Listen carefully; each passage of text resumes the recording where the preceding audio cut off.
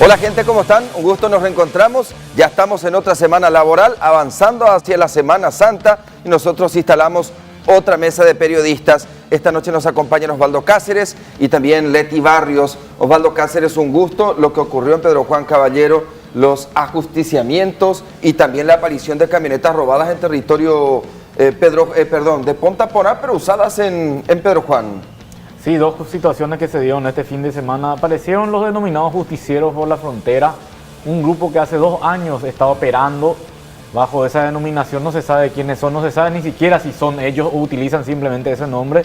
Y mataron a 3 personas que estaban involucrados en el ámbito del robo de camionetas, específicamente uno de ellos, un policía que había sido arrestado en enero pasado y que tenía medidas sustitutivas a la prisión, precisamente está involucrado en el tema de robo de vehículos. Estas 2 camionetas habían encontrado en su casa, Osvaldo. Así mismo, esas 2 camionetas encontradas en su casa, se le atribuye varios robos, además de esto que estamos viendo, y que aparentemente ese fue el motivante o el móvil para que lo maten, específicamente para que deje de robar. De hecho, dejaron mensajes escritos señalando que no se debe robar camionetas.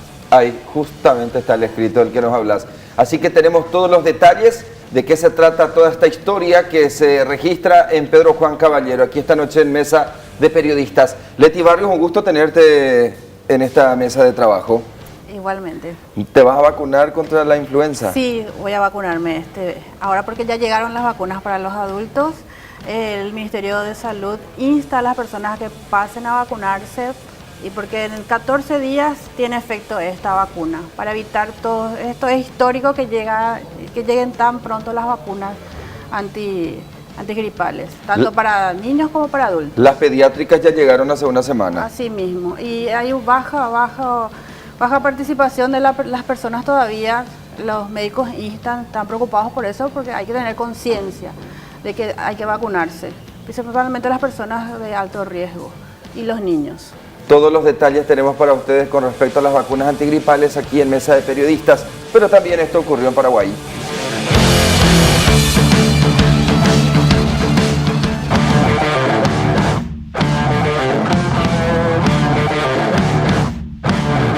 Ante la falta de refugios para los desplazados por la crecida del río, la ocupación de espacios públicos y sitios históricos es constante. En Asunción son más de 4.000 las familias que se vieron obligadas a mudarse por el nivel del río, además de otro millar que al no obtener respuesta de las autoridades ocupan sitios como la plaza frente al Cabildo y la Costanera Norte.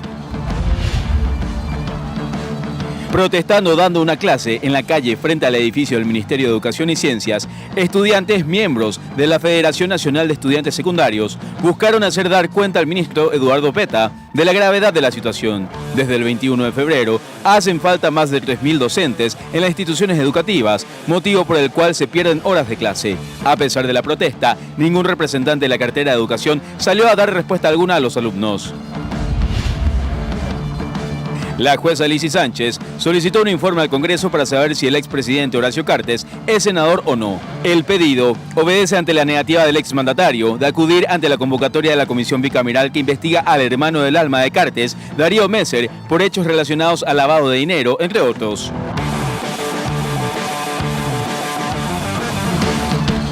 Como todas las noches, Caló, nuestro compañero, trae su trabajo y por supuesto compartimos nosotros con ustedes. Caló lo que hizo fue darle la vuelta en realidad a la interpretación con respecto a la presencia de los fiscales brasileños en el caso Lava Jato. Ahí está, visitantes inesperados. Ese es justo el tema de la vacunación. Sí, para mí que le están obligando a Leti a que ya hable de las vacunas. No, está metiendo presión ya. Está metiendo presión, ¿verdad? Sí. ¿Ustedes acceden a recibir las dosis? Así mismo. Sí, ABC Color tiene el privilegio de que vengan aquí a vacunar a todo el plantel. Porque está dentro de la franja de riesgo.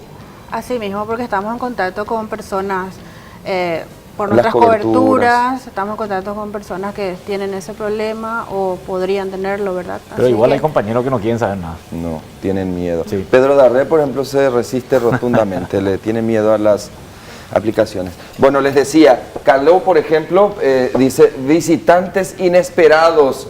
Lo que pasa es que los fiscales investigadores del caso Lava Jato vinieron a Paraguay días pasados, ¿verdad? ¿Y quiénes están en la lavadora? Bueno, aquí ya ven ustedes el bolsillo justamente. HC. Ellos dijeron que Horacio Cartes, expresidente de Paraguay, Osvaldo, no está ni como sospechoso, mucho menos investigado en el caso de conexiones de que o eventualmente que haya sido uno de los actores de lavado de dinero que tienen como el delito precedente en Brasil. Claro, ellos se centran específicamente en Darío Messer, ese es el objetivo de ellos. La consulta fue hecha, por supuesto, por el hecho de que Horacio Cartes es muy allegado a Darío Messer y eso es de público conocimiento. Recordemos que lo trató de hermano del alma y de allí vino la consulta periodística. Exacto, acá están los dos fiscales investigadores que vinieron de Brasil, que hicieron una conferencia de prensa con los fiscales paraguayos. Es cierto, en Paraguay Horacio Cartes tampoco está siendo investigado, o en realidad ni siquiera hay sospecha para abrir una investigación de que efectivamente él haya lavado dinero con Darío Messer. Pero lo que sí, la Comisión Bicameral de Investigación sostiene es que las instituciones durante el gobierno de Horacio Cartes propiciaron para que a través de la cuenta abierta por Darío Messer se tenga que lavar dinero, es decir, blanquear el dinero a través del sistema financiero bancario en específico. Ahí está el trabajo de nuestro compañero Carlos. Ya nos adentramos en el desarrollo de uno de nuestros temas que tiene que ver con Marcelo Piloto. Recordarán ustedes, el que estuvo recluido en la agrupación especializada, que se estaba ya concretando su extradición a territorio brasileño hasta que sorpresivamente asesina a una joven dentro de la agrupación especializada y que posteriormente Marcelo Piloto fue expulsado. En su momento se cuestionó por qué si cometió un crimen lo expulsaron de Paraguay, Osvaldo. Dos fueron los cuestionamientos. Ese fue un cuestionamiento lógico de la ciudadanía porque le echaban a un criminal que tenía que ser condenado en el país. Lo siguiente es, ¿por qué le echaron a alguien que tenía un proceso de extradición pasando los preceptos legales? Lo que sí es que tampoco cayó mal su expulsión, Javier, porque si vamos a tomar como antecedente, te recordarás que antes de su expulsión estábamos con el saque de que lo iban a rescatar. Y en dos ocasiones realizaron grandes procedimientos encontrando arsenales. Uno de ellos ahí en San Vicente, cerquita de la casa del mismo presidente de la República, Mario Abdo Benítez, que encontraron un arsenal en una vivienda que evidentemente tenía como destino la agrupación especializada. El otro evento que se discute si es o no así, pero coincide con los tiempos, eso sí, es el hallazgo de un coche bomba en el Alto Paraná. Que fue detonado en un sojal. Así mismo.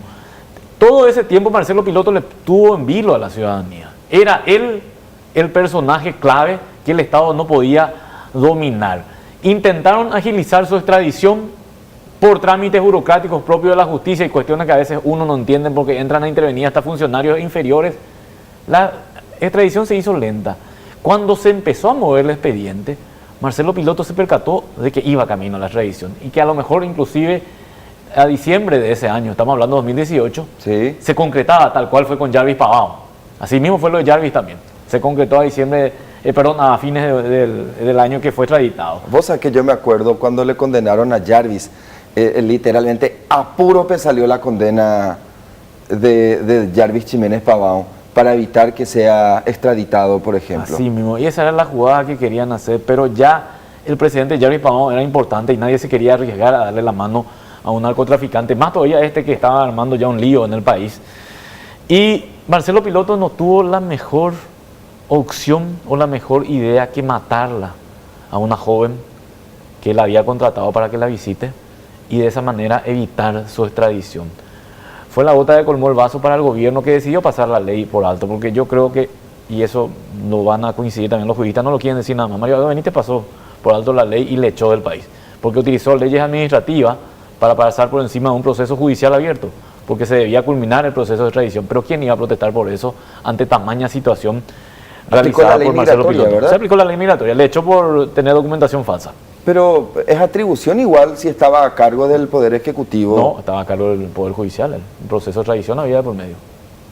O sea que él no podía atropellar. No podía hacer esto, pero ¿quién le iba a discutir? Y lo segundo fue lo que vos estás diciendo, Javier. ¿Por qué le entregaron sin sancionarle en Paraguay? Y porque se sabía que si él se quedaba en Paraguay iba a seguir siendo un problema. Entonces ya en ese momento habían anunciado de que iban a utilizar el mismo sistema que se está utilizando para Flavio Acosta Riveros, uno de los sicarios de Pablo Medina, que está siendo objeto de proceso en Brasil. Pero por el caso de Pablo Medina, con pruebas entregadas por la Fiscalía paraguaya. Entonces dijeron, vamos a entregarla a Brasil. Brasil tiene el compromiso de que lo va a juzgar si nosotros le arrimamos la prueba. Y fue eso lo que hoy ocurrió. Hoy el fiscal de Asuntos Internacionales del Ministerio Público, Manuel Doldán, hizo lo que se denomina el proceso de transferencia. Es decir, envió el resultado de la investigación preliminar por parte de la Fiscalía con todas las evidencias para que allá en Brasil los fiscales penales abran un proceso en contra del mismo, bajo la expectativa de pena de las leyes paraguayas, que son de 30 años también por homicidio doloso. La fiscal Irene Álvarez realizó o encabezó esta investigación y concluyó que Marcelo Piloto actuó solo. La mató a esta joven bajo su responsabilidad y con el afán de evitar la extradición. Se basó en 20 testimonios, se basó en pruebas documentales e indicó que la joven por segunda vez estaba visitando a Marcelo Piloto, Lidia Mesa, que probablemente eso hacía que nunca se haya imaginado lo que le iba a ocurrir a Marcelo Piloto. Señaló que las visitas, la fiscal Álvarez concluyó en todo caso, que las visitas eran legales en ese régimen penitenciario, entonces no había forma de cuestionar ni a la Guardia Policial ni a cualquier persona que haya optado de nexo para llevarla a esta joven a la agrupación especializada. En forma paralela, ¿hay otros investigados también en el caso Piloto, Osvaldo? Yo creo que con esta conclusión que hizo la fiscal allá no. Solamente Piloto va a ser el investigado. Ella concluye que fue una responsabilidad individual de Piloto y que no se le puede atribuir la responsabilidad de ese asesinato ni en grado de complicidad, ni siquiera por omisión a otras personas. Porque yo recuerdo que cuando fueron a dar aviso a la familia, por ejemplo, ya sabía los agentes policiales de la jurisdicción, ya sabían, por ejemplo, la propia casa fúnebre fue a avisarle a la familia que la joven había muerto. Sí, yo recuerdo esa situación. Y que supuestamente ya estaba todo pagado. Y que la funeraria se había enojado porque el papá terminó optando por otro que era más barato. Sí, yo recuerdo toda esa situación desprolija por parte de la policía también en su momento, pero ¿qué es lo que dice la fiscalía? Nada de eso está relacionado al asesinato. Él contrató a esa chica para un servicio, era la segunda vez que iba a ese lugar y aprovechó esa situación, porque él lo que quería era evitar su extradición. Que haya habido algún tipo de nexo, como se le atribuyó por ejemplo al abogado en su momento, o que haya facilidad por parte de los policías, ya es otra cuestión, pero estaba dentro del marco legal. Fue una situación imprevista para todos y lo asumió plenamente en su momento Marcelo Piloto matando a esta joven, y él es el que tiene que ser procesado en Brasil por homicidio doloso. Entonces, Marcelo Piloto está cumpliendo una condena ahora en Brasil. Sí, está cumpliendo. Por narcotráfico. Por narcotráfico y homicidio. Si eventualmente él es juzgado y condenado por este caso, se le acumulan los años de prisión. Se le acumulan los años, así mismo. Brasil tiene esa particularidad. Tiene esa particularidad, es decir, él está cumpliendo una condena, entiendo, de 27 años. Se le podrían sumar otros 30 años. Hay que decir por homicidio, y se le aplica lo que dice la legislación paraguaya. Se le aplica lo que dice. Se le hace una equivalencia, pero no supera el marco que está en la legislación paraguaya. Vos sabés que Brasil tiene la particularidad también en su sistema, es acusatorio, pero ¿quién lo define? Un jurado popular. No es como acá un tribunal de sentencia. Ah, mira un poco. Tienen esa modalidad. Ellos tienen esa modalidad de jurado popular, y esto se va a juzgar en el estado de Río de Janeiro, porque ese es su último domicilio conocido en Brasil. Él está recluido en São Paulo. En São Paulo, sí. Bueno, así entonces el caso Piloto. ¿Se va a hacer justicia en el caso de Lidia Mesa? Yo creo que es la mejor salida, Javier, porque tenerlo acá, Marcelo Piloto, iba a seguir siendo un problema para el Estado paraguayo. Constante. Él demostró que era capaz de todo. O sea, en realidad, a Paraguay ahora mismo, bajo estas condiciones de penitenciaría, tener a los copetudos del narcotráfico o de la mafia, pero que son brasileños, es un peligro. Yo recuerdo, ¿te acuerdas cuando habían encontrado dinamita en gel en muros de Tacumbú? De Tacumbú, y era por lo de Jarvis. Y que entonces inmediatamente ordenaron su traslado a la agrupación. Sí, y vos sabés que el que encontró después la asesinaron. en Lambaré, al guardia cárcel. Al guardia cárcel. Sí, ¿te y recordás? que en aquel tiempo Basigalupo era la ministra y Sí. indignada estaba porque le trasladaron a Jarvis. Sí, y le costó el cargo a Carla Basigalupo porque le echaron directamente, porque ya el presidente de la República en aquel entonces, Horacio Cartes, le había ordenado que le saque de Tacumbú y no le sacaron, y bueno, y ahí se generó toda esa situación. Y un mensaje que nos deja esto también, Javier, en el sentido de cómo los delincuentes prefieren estar en Paraguay a evitar ir a Brasil. Porque si Marcelo Piloto fue capaz de asesinar, es porque él se sentía plenamente cómodo en una prisión Dueño. paraguaya. Dueño de la Claro, prisión. tenía todos los contactos necesarios. Imagínate, él estaba organizando una fuga desde allí, porque eso sí está comprobado. Por lo menos el caso de San Vicente, o sea, el hallazgo del arsenal en la casa de San Vicente, reitero, era más o menos a 6 cuadras de la casa del presidente de la República, nada menos. Quedó comprobado que era para su rescate. Que iban a usar todo Estaba eso. la novia de él administrando y moviendo todo lo que había en ese lugar. Y bueno, si era capaz de algo así, ¿qué problema iba a tener para intentar organizar nuevamente eso? Evidentemente en Brasil no tienen esas posibilidades, por eso quería evitar a toda costa su extradición a ese país. Perfecto. Y a propósito de penitenciarías y agrupación especializada y procesados por narcotráfico, en Tacumbú está recluido Reinaldo Cabañas, más conocido como Cucho. Sí. Bueno, lo cierto es que aparecen corrientes informativas que indican que las famosas celdas VIP, como la que tenía en aquel tiempo Jarvis Jiménez Pavao, probablemente no tan lujosas como la que él tenía, pero sí estos espacios continúan tan vigentes y así dan cuenta efectivamente, inclusive confirmaciones oficiales. Carlos Ortega está siguiendo de cerca también esta línea de información. Carlos, ¿qué es lo que dicen desde Tacumbú? ¿Estas famosas celdas VIP siguen tan vigentes? Buenas noches.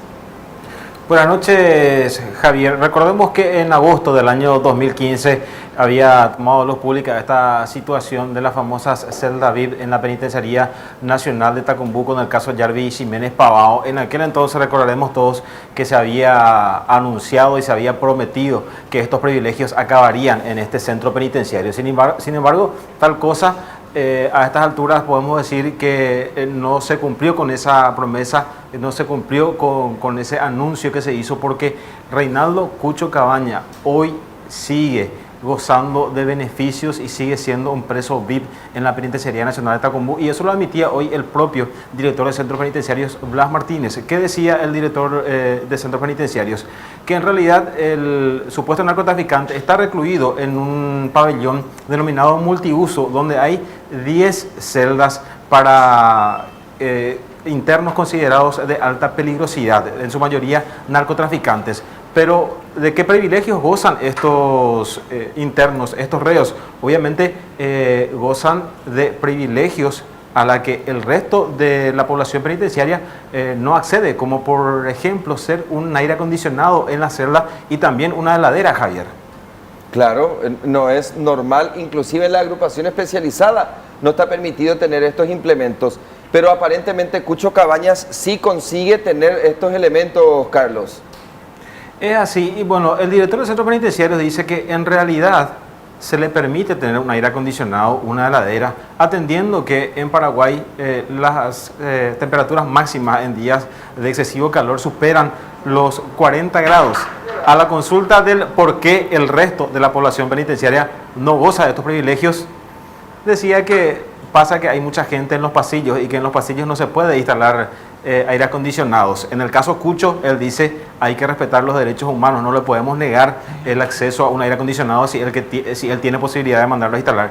Y uno se pregunta, ¿quién defiende o quién respeta los derechos del resto de la población penitenciaria? ¿Por qué Cucho sí y el resto no? Bueno, en este pabellón denominado multiuso, obviamente están los presos VIP y siguen gozando de todo tipo de privilegios que el resto de la población penitenciaria, que no tiene un caudal económico como tiene Cucho Cabañas, no puede acceder.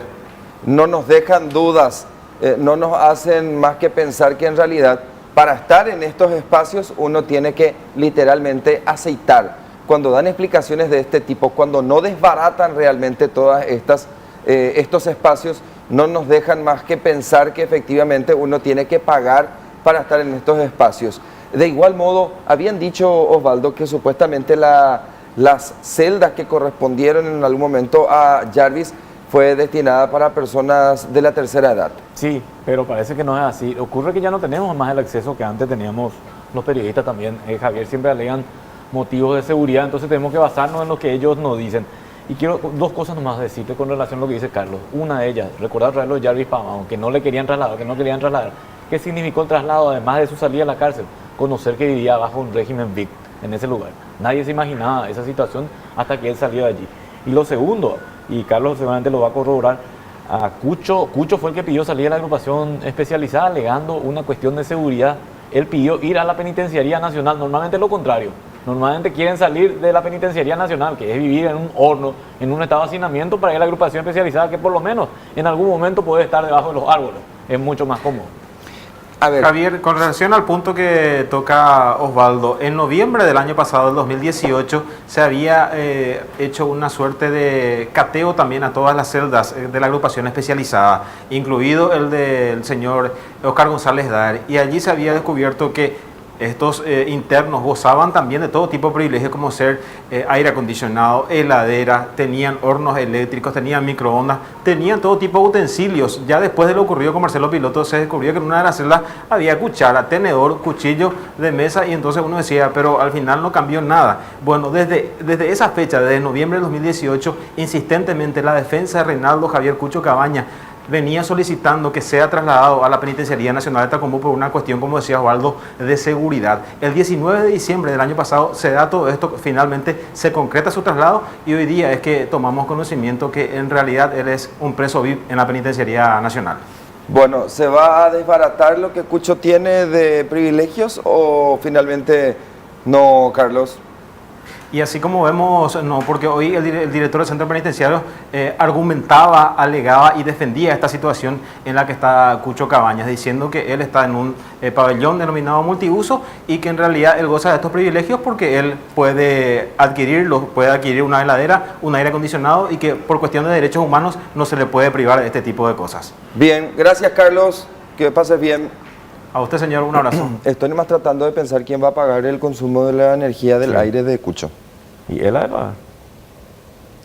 Eso incluye el... Cuando la limona es grande, pues, se dice luego. Pero es cierto lo que vos estás señalando. Uno tiene derecho a sospechar que sigue el sistema de coima allí en la cárcel. Esto no es gratis.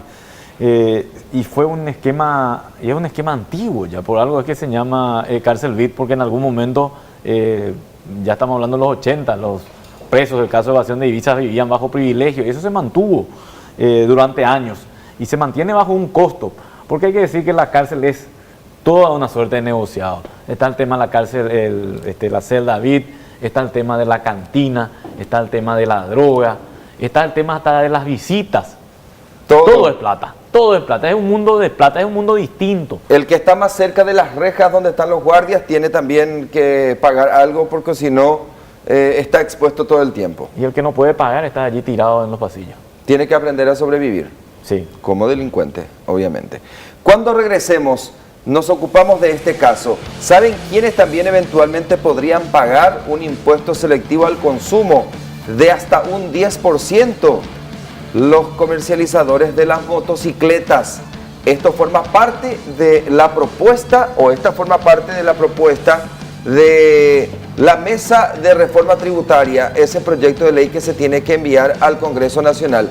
Pero atención, ¿qué tan costosos son los accidentes para el Estado paraguayo, Leti? Y un accidente grave de motocicleta cuesta entre 200 a 300 millones de guaraníes. Solamente uno. Uno solo. Uno solo. Y tenemos un registro de 17.000 accidentes, accidentes viales, de los cuales 14.000 corresponden a accidentes de motocicleta. En minutos, el análisis de esta noticia.